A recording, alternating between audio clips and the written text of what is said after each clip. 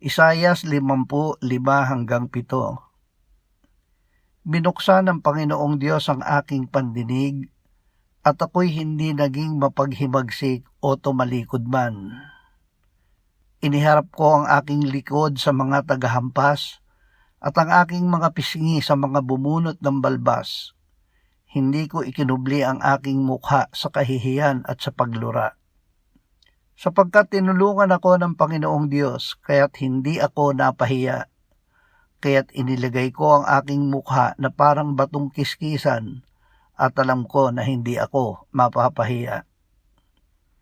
Si Kristo ay lubos na sumunod sa Ama. Ang anak ng Diyos ay lubos na sumunod sa Ama bilang kanyang lingkod na nagkatawang tao upang tayo ay iligtas. Siya ay ganap na nagpakumbaba at hindi naghihimagsik sa harap ng hirap at kamatayan sa krus na kanyang dinanas, kundi buong pusong tinanggap ang kalooban ng Ama. Sa gitna ng sakit at kahihiyan, nanatili siyang tapat dahil alam niya na ang Ama ang kanyang tagapagtanggol at hindi siya mabibigo.